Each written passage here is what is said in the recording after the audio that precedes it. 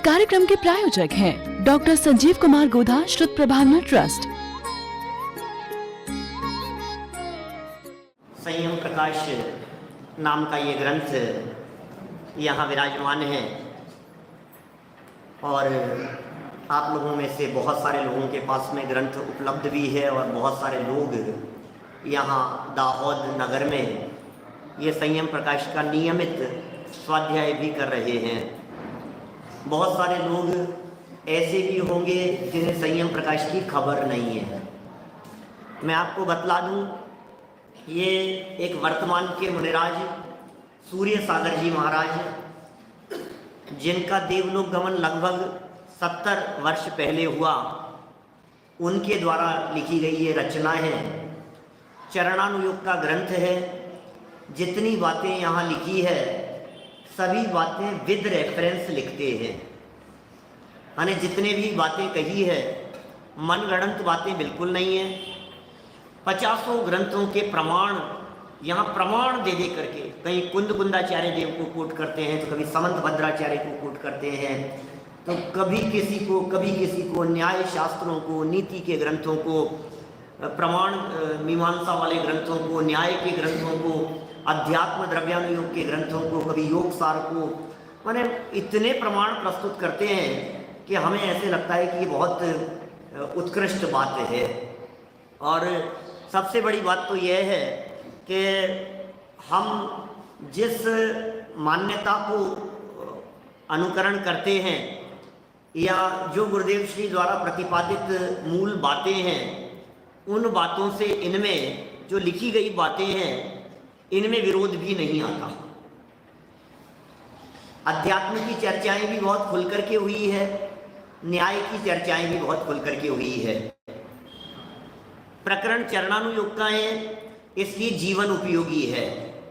बहुत सारे प्रकरण तो ऐसे हैं जो सच में लाइफ चेंजिंग प्रकरण हैं। छोटी छोटी सी बातें, लाइफ में क्या करना, कैसे करना, जीवन किस तरह से जिया जाए, ऐसी चर्चाएं हैं। हमारी भूलों को भी निकालने का प्रयत्न किया है। छोटी छोटी सी जो हमारी गलतियां हो, कमियां हो, भूल हो, उसे भी निकालने का प्रयत्न यहाँ पर किया गया है और बहुत सरलता से निरूपण किया है। हमारा जो क्रम से यहाँ प्रकरण चल रहा था उसमें 4 प्रकार की हिंसा की चर्चा चल रही है। 4 प्रकार की हिंसा, नाम सबके सुने हुए होंगे, स्वरूप भी थोड़ा बहुत जानते होंगे। हाथ खड़े करके बतला सकते हैं 4 प्रकार की हिंसा कौन कौन जानता है, कैसे होती है? क्या क्या बोली आपने? पहली संकल्पी, दूसरी विरोधी, फिर तीसरी उद्योगी और आरंभी। नितिन भाई, 4 प्रकार से हिंसा होती है और इस 4 प्रकार की हिंसा में हमें कौन सी हिंसा नहीं करना चाहिए, हमारे कौन सी हिंसा का त्याग हो सकता है हमारी भूमिका में, और कौन सी हिंसा हमारे माध्यम से हो सकती है। क्या बात कर रहे हो आप? हिंसा भी कर सकते हैं हम, कि हाँ हो सकती है। तो कर सकते हैं और हो सकती है में फर्क है। कर सकते हैं ये अभिप्राय की भूल है और हो सकती है ये भूमिका है। हमारी वर्तमान भूमिका में ये होती है। घर गृहस्थी के कामों में, व्यापार करते हुए, किसी तरह का संकट आ जाने पर ये सब हिंसा होती है, लेकिन करना बोले नहीं, और मैं कर सकता हूं, ये मान्यता तो महापाप है, जैसे मिथ्यात्व कह करके पुकारा गया है। माने मैं किसी जीव को मार सकता हूं, ये जितना बड़ा पाप है, मैं किसी जीव को बचा सकता हूं, ये भी उतना ही बड़ा पाप है। क्या कहा? मैं किसी को मार सकता हूं, ये जितना बड़ा पाप है ना, मैं किसी जीव को बचा सकता हूं, ये भी उतना ही बड़ा पाप है। क्या बात कर रहे हो आप? बचाना भी, कि हाँ, क्योंकि दोनों में ही मरने और बचने का सवाल नहीं है। सवाल तो मान्यता का है, सवाल तो अभिप्राय का है। मान्यता में क्या बैठा हुआ है? पर को मार सकता हूं, ये जो अभिप्राय में बैठी हुई भूल है, इस अभिप्राय की भूल को पाप नहीं महापाप कहते हैं। ये पाप का बाप नहीं, पाप का दादा है, जैसे मिथ्यात्व कहते हैं, है ना। ये पाप का बाप नहीं, बाप का भी बाप है। कौन? मिथ्यात्व। तो चलिए, 4 प्रकार की हिंसा में संकल्पी हिंसा की चर्चा हमने थोड़ी बहुत की थी। जो व्रती जीव है, यहाँ नैष्ठिक श्रावक की चर्चा करते हुए ये कहा कि जो व्रती है ना, ये व्यक्ति, ये संकल्पी हिंसा का त्यागी है। संकल्पी हिंसा क्या होती है हमने यहाँ पढ़ दिया था, मैं दोबारा नहीं पढ़ूंगा। इसमें से पेज नंबर 530 पर है, संयम प्रकाश ग्रंथ में पेज नंबर 530 पर। और यहाँ यह लिखा है कि भाई जो संकल्पी हिंसा है, ये सम्यक दृष्टि ज्ञानी जीव हो, वो विरक्त नहीं है, यद्यपि पंचम गुण स्थानवर्ती है, अभी प्रतिमाधारी है, तो संकल्पी हिंसा का उसने त्याग किया है।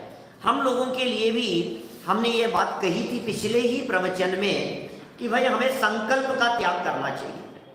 माने इतना हमारी लाइफ में ये चरणानुयोग है, व्यवहार से निरूपण किया जा रहा है। ऐसा भी कह सकते हैं समय सार की 46वीं गाथा का विश्लेषण चल रहा है ना।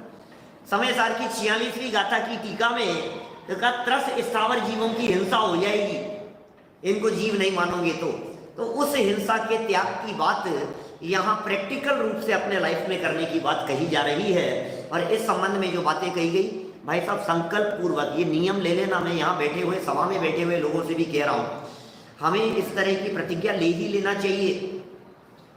हमारी लाइफ में ये नियम ही होना चाहिए। नितिन भाई, ऐसा नियम हमें ले लेना चाहिए कि हम संकल्प पूर्वक किसी की हिंसा नहीं करेंगे। आइए जैन साहब, हमारे सामने यदि कोई जीव है, हम उसे बुद्धिपूर्वक मारेंगे नहीं, मर जाए काम करते हुए, ये अलग बात है।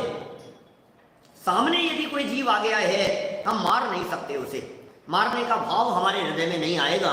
बस ऐसे दृढ़ परिणाम और ऐसे संकल्प का नाम ही संकल्पी हिंसा का त्याग है।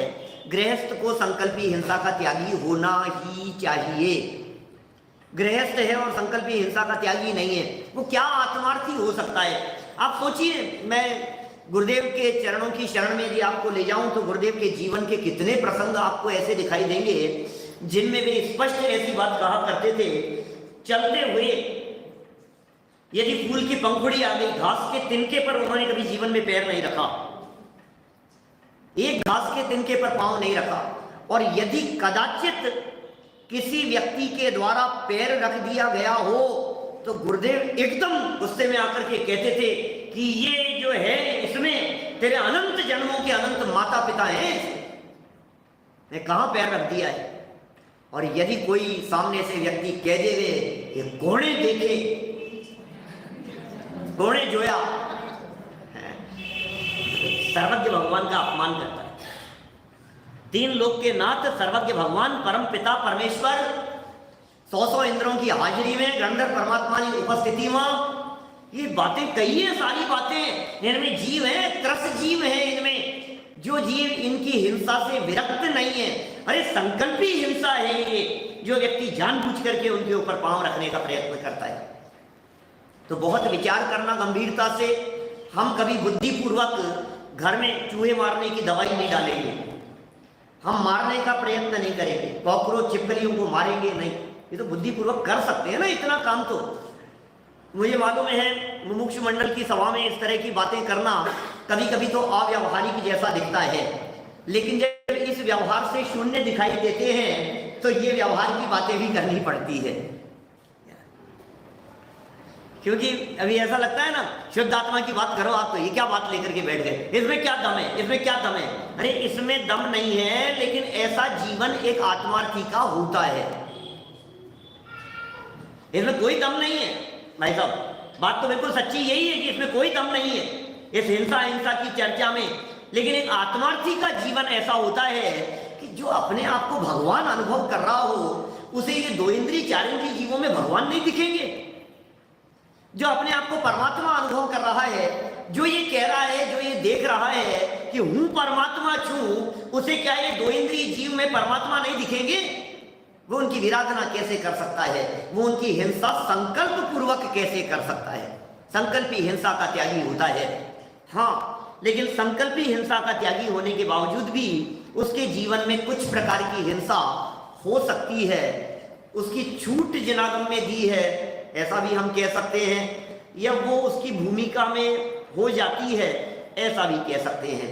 संयम प्रकाश 530 नंबर पेज पर विरोधी हिंसा का प्रकरण लिखा है नीचे, उससे पढ़ रहे हैं हम नीचे। आत्मरक्षा के लिए जो हिंसा होती है उसे विरोधी हिंसा कहते हैं। बड़ा गजब की बात है भाई साहब। कौन सी हिंसा है? आत्मरक्षा के लिए जो हिंसा हुई है, अपने बचाव के लिए, डिफेंस में, अपनी सुरक्षा के लिए हिंसा हो सकती है। सामने वाले ने आक्रमण किया और हमने अपने बचाव में उसको धक्का दिया और वो व्यक्ति मर गया, ये हिंसा विरोधी हिंसा कहलाएगी। विरोधी हिंसा यदि बनती है तो बने, कोई बात नहीं। जब हमारे ऊपर कोई संकट आएगा, हमारे परिवार के ऊपर कोई संकट आएगा, देव शास्त्र गुरु के ऊपर कोई संकट आएगा, जिनवाणी माँ के ऊपर संकट आएगा, जिन मंदिर के ऊपर यदि संकट आ गया है, धर्मात्माओं के ऊपर यदि संकट आ गया है, तो हमारी पूरी जिम्मेदारी और जवाबदारी बनती है कि हम प्राणों की बाजी लगा करके भी उसकी सुरक्षा करें। संजीव जी का भजन है ना, मैं कई बार दोहराता हूं, जिंधरम तुझको मेरा नमन। सुनिए लाइनें कभी, सुनिए क्या भक्ति में गाना भाई कल। जिंधरम तुझको मेरा नमन, तेरी रक्षा में प्राणों को तज जाएंगे, हम रहे ना रहे इसकी परवाह नहीं, नाम तेरा अमर जग में कर जाएंगे। ये जिन धर्म, इसकी रक्षा में प्राण भी यदि देने पड़े तो कोई बात नहीं। प्राणों की कीमत देकर के भी टोडरमल जी साहब ने सत्य से समझौता नहीं किया। जान की बाजी लगा करके भी उन्होंने सत्य का निरूपण किया, सत्य बात का प्रतिपादन किया। बनारसी दास जी के 9 संतानें मर गई, लेकिन उसके बावजूद भी सत्य से उन्होंने मुख नहीं मोड़ा। 9 बच्चे मर गए उनके, 9 एक साथ मर गए होंगे, एक बच्चा मर गया, उन्हें समझाया जाके शीतला पर पानी डाल दो, बच जाएंगे। चेचक हो गई थी। फिर दूसरा हुआ, वो मर गया पहला, दूसरा हुआ, वही रोग, वही बीमारी। बोले अब तो देखो पहले मर गया था, अब तो तुम ये काम कर लो। बोले नहीं, वो भी मर गया। फिर तीसरा बच्चा हुआ, 9 संतान मर गई उनकी, लेकिन सत्य से समझौता नहीं किया। ज्ञानी कभी सत्य से समझौता नहीं करते। ज्ञानियों का जीवन सत्य के लिए होता है। लड़ने पर तैयार हो जाए, मरने मारने पर तो उतारू हो जाए, लेकिन क्या मजाल जो जिनवाणी माता और जिन धर्म के ऊपर आंच आ जाए। इस हिंसा का नाम विरोधी हिंसा है। ये भूमिका के अनुसार पंचम गुणस्थानवर्ती के जीवन में भी ऐसी हिंसा हो सकती है। इसे कोई छल ग्रहण नहीं करे, मैं तो मार सकता हूं, नहीं, वो संकल्पी हो जाएगी। फिर यदि दिमाग में ये बात आ गई कि मैं मार सकता हूं, तो फिर संकल्प हो गया ना मारने का। बस चलेगा, वहां तक मारेगा नहीं, और मर जाए तो सहज योग्यता आयु कर्म के अनुसार। ये लिख रहे हैं आत्मरक्षा के लिए जो हिंसा होती है उसे विरोधी हिंसा कहते हैं। गृहस्थ के लिए यह हिंसा अनिवार्य हो जाती है, यह उसकी मजबूरी की हिंसा है।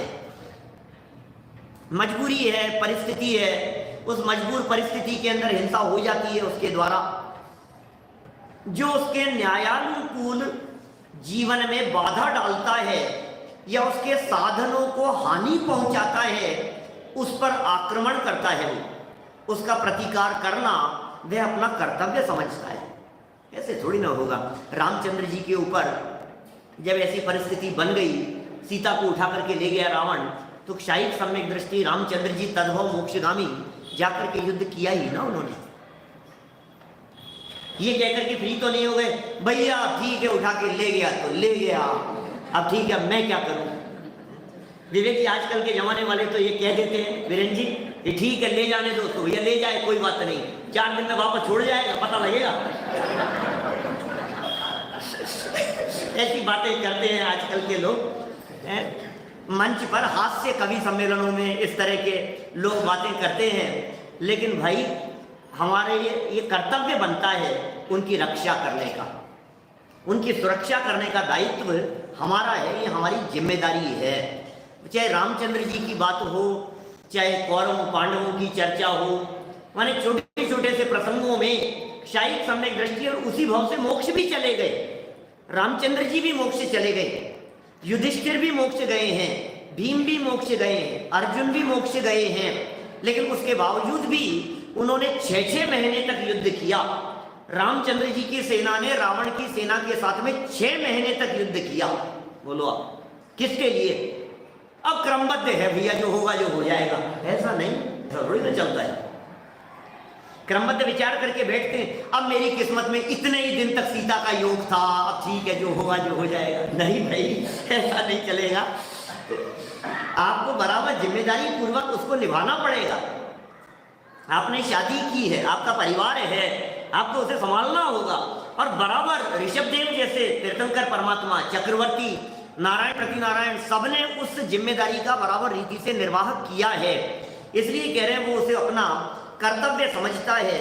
उस प्रतिकार के प्रयत्न में जो हिंसा होती है उसे गृहस्थ बचने की कोशिश करे तो वह अपनी जिम्मेवारी को नहीं निभाता है।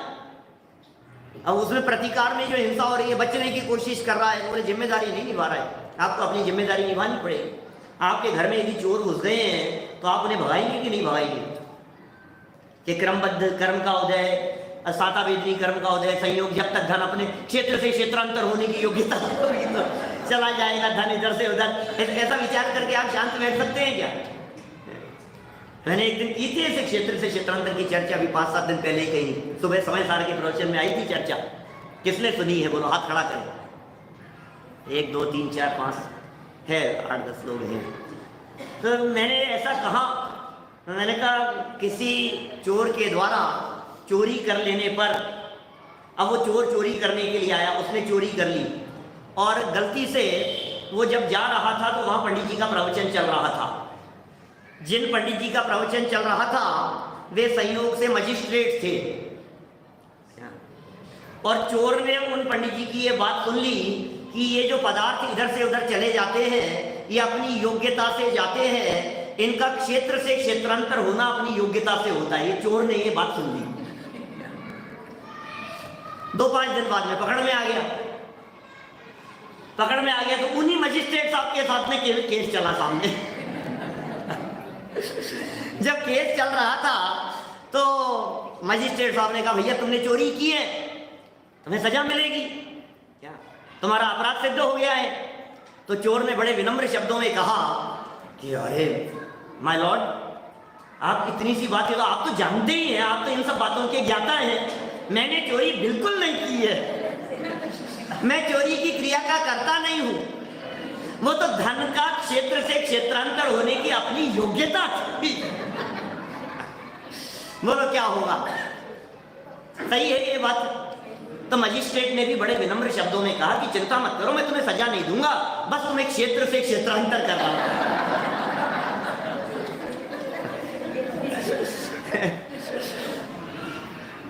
ऐसा फ्री थोड़ी ना हो सकते हैं हम ऐसा कह करके, ये तो योग्यता है, परिणमन की योग्यता है, स्वतंत्र जैसा होना होगा वैसा होगा, ऐसा नहीं कहा जा सकता है।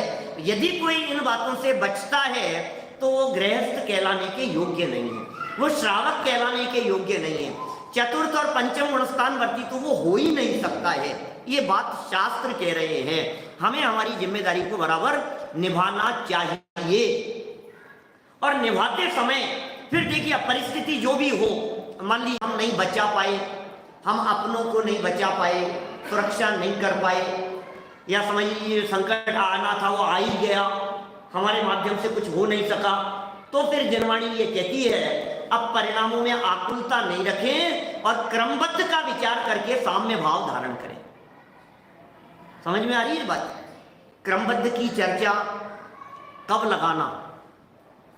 क्रमबद्ध की चर्चा उदासीन होने के लिए नहीं, क्रमबद्ध की बातें प्रमादी होने के लिए नहीं, क्रमबद्ध की चर्चाएं पुरुषार्थहीन होने के लिए नहीं, कदाचित प्रतिकूल परिस्थिति बन गई हो और हो नहीं सका हो तो परिणामों में शांति के लिए क्रमबद्ध को याद करना। क्रमबद्ध तो सदा काल है, क्रमबद्ध तो अनादि अनंत है, एक एक समय की पर्याय खचित है, उसे तो आगे पीछे करने की सामर्थ्य किसी में नहीं है। इंदो वाते जिनेंदो वा, इंद्र हो या जिनेंद्र हो, किसी में भी सामर्थ्य नहीं है एक पर्याय को आगे पीछे करने की। ये तो परम सत्य है, महासिद्धांत है। लेकिन हम बुद्धिपूर्वक क्या करें, बोलो? तो बुद्धिपूर्वक जब करने की बात आएगी तो टोडरमल जी कहते हैं तत्व विचार कर भाई, तत्व निर्णय में उपयोग ला। 9वें अध्याय में जाकर के कहते हैं पुरुषार्थ से ही मोक्ष की प्राप्ति होती है। स्वयं तो निरुद्यमी रहना चाहता है, प्रमादी की तरह काल मत। ऐसा उदाहरण दिया राकेश जी, इस तरह का उदाहरण दिया उसमें, खीर खांड खाकर आलसी की तरह सोता पड़ा रहता है। और विवेक जी ऐसी बात कही, टोडरमल जी की मोक्ष मार्ग प्रकाशक की लाइन कह रहा हूं, अभी सतपथ प्रश्न मंच के अंदर भी दिया हमने। बोले उसमें ऐसा लिखा निश्चयवासी जीव के बारे में, बोले व्यापार क्यों नहीं करते हो? कि पाप की क्रिया है, मैं नहीं करता।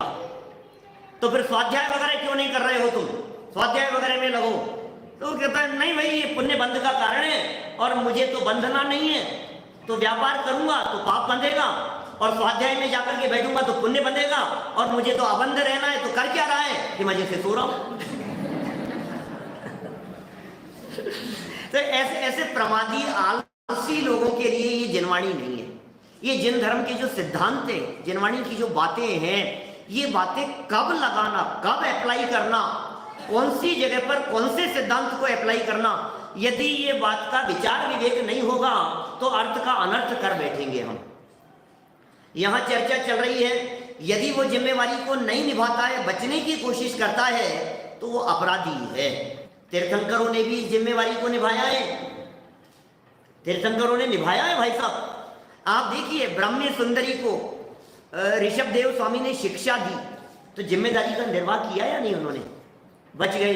अब ठीक है, जो होना होगा, इनकी किस्मत में पढ़ना लिखना होगा तो पढ़ लेंगी, अपन काय को दिमाग लगाएं, अपन तो आराधना में लगे रहो। नहीं भैया, तुम्हारे बच्चे हैं, तुम्हारी जिम्मेदारी बनती है उनको पढ़ाने लिखाने की, समझाने की, ये सब जिम्मेदारी अपनी है। तीर्थंकरों ने जिम्मेदारी को निभाया। घर में ही वैरागी कहलाने वाले चक्रवर्ती भरत को भी हथियार उठाने पड़े हैं। अनिवार्य होने पर भी यह हिंसा तो है, और अपने पाप बंध, इससे पाप बंध भी होगा ही। माने ऐसा नहीं है कि कोई विरोध में हिंसा की है तो उससे पाप बंध नहीं होगा, पाप बंध भी होगा, है ना। आपने बचाव में भले ही हिंसा की हो, पाप तो लगेगा ही उसका। फिर भी जब तक कोई गृहस्थ है तब तक इसे छोड़ नहीं सकता। अणुव्रतियों ने तो बड़े बड़े युद्ध लड़े, जनागम में खोल करके देखेंगे तो अणुव्रतियों ने युद्ध लड़े, उनमें हजारों की जानें गई हैं, और फिर भी उसे कर्तव्य समझा गया है। यह हिंसा संकल्पी हिंसा से बहुत हल्की है, इसलिए इसे करता हुआ भी मनुष्य व्रती कहला सकता है। अपने पर आक्रमण करने वाले सांप पर बोलो क्या करें, बचने का प्रयत्न करें कि नहीं करें? सांप आ गया है सामने से, आपको कोई दूसरा बचने का रास्ता निकलने का दिखाई नहीं दे रहा है, सामने से सांप फन लगा करके बैठा हुआ है, बोलो आप उस सांप को मारेंगे कि नहीं मारेंगे? इस कार्यक्रम के प्रायोजक हैं डॉक्टर संजीव कुमार गोधा, श्रुत प्रभावना ट्रस्ट।